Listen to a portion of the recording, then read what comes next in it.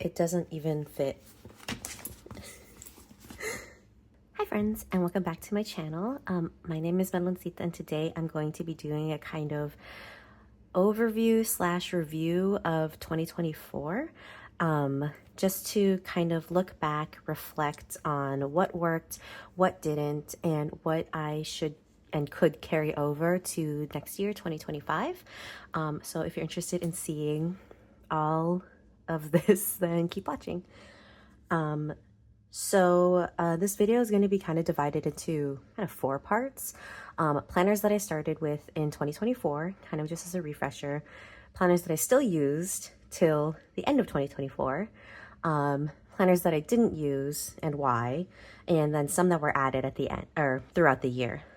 So this looks about right. So this is the planner stack lineup that I'm pretty sure I said I would start in 2024. So I have my B6 daily, my vertical catch-all, my kind of combined budget and reading journal, my 2 gratitude creative memory keepers, and my goal setting. And these are the planners that I ended up using fully for 2024. So I guess I'll start at the top. This is, like I said, my B6. It's the Aura Estelle and Annie Plans daily planner. I used this for highlights, keeping kind of a daily tracker of all the things that happen throughout the day, no matter how big or small. And then kind of adding decorations on the side. So she is getting really fluffy, which I love. For the monthly, I was adding just kind of highlights of each day. And then for the weekly, it starts off with this kind of week, and I would put a sticker each day and kind of like another highlights. And then each day had its own list of things that happened, and then just decorations throughout. And so as the year progressed, I couldn't really keep up with the, like this is a good example, like the weekly part of this, or either as well as the monthly part. Like, see, here's another one, it was empty. Where's the monthly? Yeah, the monthly part of this. So I have some thoughts. I already have something in mind of what I'm going to be doing, but the daily parts were like my favorite. They really stuck out to me, and I'm definitely going to keep something like this in the next year. So my catch-all is basically a vertical planner. I have the half year in here. So January through June is in its other planner, and then July to the end of the year is in here. July to the end of the year. It's a vertical planner. It was a catch-all. It worked out great for what I needed. So the monthly was just everything that was happening in the month. I had my monthly goals on the side, and then just, weekly was just decorate and put down.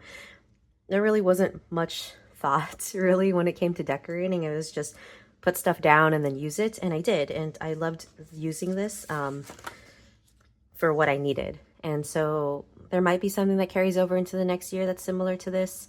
I'm still debating. I have to still go through and do my goals for the next year to see what kind of, sorry, I keep bumping into it, what kind of fits with the the year, what I want to do. So that worked out great. This is my Transformer planner where it has my reading journal and my budget. So the reading part worked out great. This is the tracker that I made to keep track of the books that I read. So I have 5 more books. I'm in the middle of a couple of books, so hopefully I can reach my 24 in 2024 goal. And then next year I'll probably do a 25 in 2025 goal. I don't know, we'll see.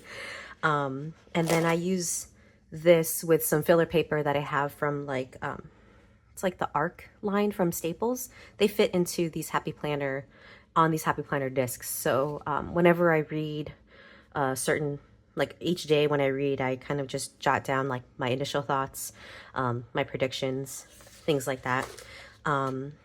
I'm still in the middle. This started in January, but it's still in here. I also had like video games and like video games that I was playing and TV shows that I was watching and my thoughts on those. But I might change that where it's just solely reading in this part. I'm still thinking about that. And then it transforms into my budget planner. So my budget planner, I've talked about multiple times. It's the Budget by Paycheck workbook by the Budget Mom. And then I use a daily page to keep track weekly of the expenses. They're pretty full, so I won't show my actual budget, but this I've been using since like 2019. It's not going anywhere. It's been working out great. So the budget definitely is going to stay. So I had this really old teacher planner that I would use in conjunction with the Moxie Life Goal Setting System. So I have the digital version of the planner, and I would just kind of follow along the digital planner and create my own spreads in my own planners, just to see how the system worked. And this combination of using my stash and also the Moxie Life system actually pretty much worked for me. So this is when I started off. I would have the monthly goals on this side, and then my monthly check-in would be on this side. And this kind of evolved too. So what I started was the weekly actions, which are like the tasks in each area of life. There are 8 areas of life in that system, which I use. And you have weekly actions that you set up that correspond with your monthly goals. And then each week you do a weekly check-in where you kind of reflect on how the week went. And so the teacher plan was great because it had like lines. So it was as if I was writing in like a notebook. And then I would just like add decoration here and there. So it kind of like reiterated and changed over time. I think, where is it? I think in May. Yeah, so I switched it. So like in May, the monthly kept the same. It's like the monthly goals on this side, my monthly reflections on this side. And then I would actually switched it to this side would have the weekly actions and this side would have the weekly reflections. And this one actually I had up until July. So I actually added a different planner to supplement the rest of the year, which I'll go over later or after in a bit. So these are the planners that I ended up carrying over till the end of the year, which is great. I'm going to put these over to the side. And these are the 2 planners that I haven't been able to keep up with. So this probably looks familiar. It is a horizontal big spiral planner. And I use this for daily gratitude, basically. So the monthly, you see me decorate this, but the monthly is basically, I highlight multiple things throughout each day. And then throughout each day, I kind of journal just basically what went down, what happened, and how I was feeling that day.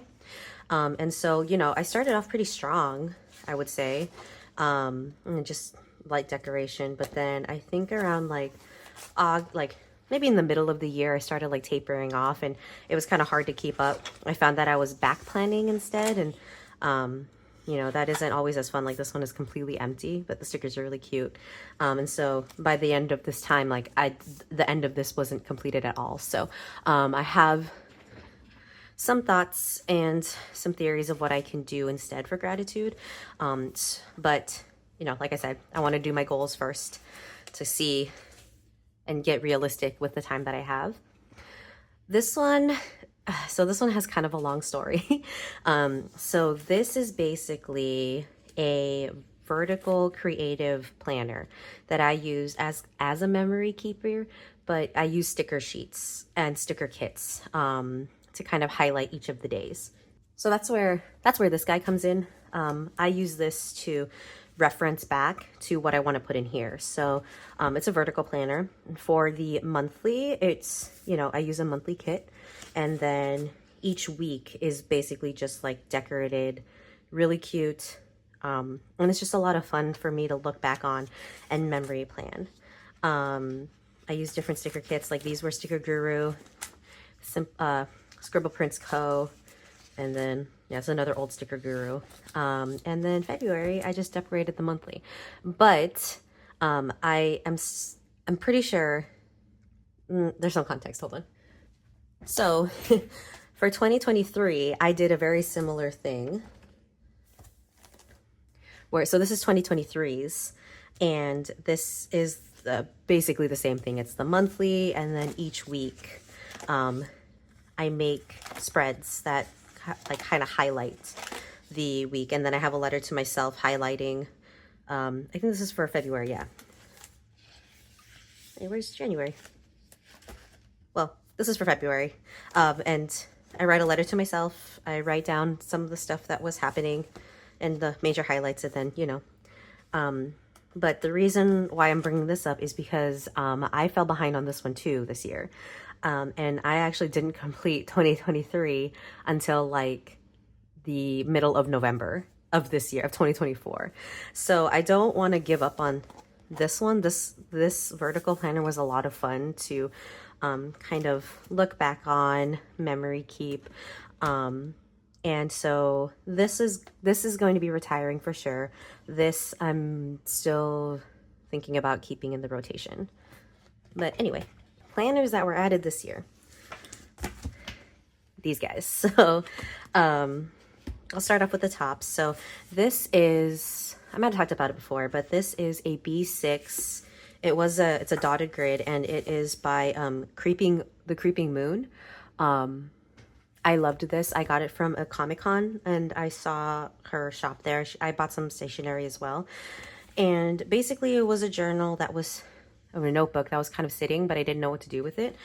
I started creating these daily spreads. I started this in May, I think. Yeah, I did just, it would just be a daily fun spread, kind of reminiscent of what I used to do before, which was like in a mini journal or in a mini notebook. I would do a day of just like stickers and then highlights. I apparently really like highlights and daily stuff a lot. So, and then it just kind of went from there. So using like spare washi, spare stickers. And then like, here's like a good one, like we ordered some food, and I put down the stickers that I got from the restaurant. And it's just, you know, it was a fun creative outlet. Some of them weren't finished. This was, I think we went and got some food, and so I just took the sticker from there. And, you know, it's just fun to decorate. There are some that are still blank, and I'm just accepting that I don't have to go back to do it. But if I calculated right, this should end by the end of the year. So I'm probably, it was just for fun. So depending on how I'm feeling at the beginning of the year, we'll see. I just don't want to have to buy a new planner to do something like this. I might see if I have something similar in my stash that I can do, and maybe not have to force myself to do it daily, maybe just whenever I want, which probably will be daily. But yeah, also very fluffy. It's really cool to see when these journals get all filled up. So this was just a fun project. This is from the Apricot Be Happy box, something like that. I got it a long time ago, or like maybe like a couple of months after it released, because it was on sale. But I got it because orange is my favorite color, so I wanted to get it. And it is an undated hourly planner or productivity planner, something like that. And so it's undated. When you open up the month, it has these to like set up your goals, and then it's hourly. So it has the hourly, or I guess it's I don't know what it's called, productivity maybe, but it has an hourly section. It has like these 2 habits that you can track daily, and then just like a top section on the top. And I was actually started incorporating this in the middle of the year for health. And so let me see if I can.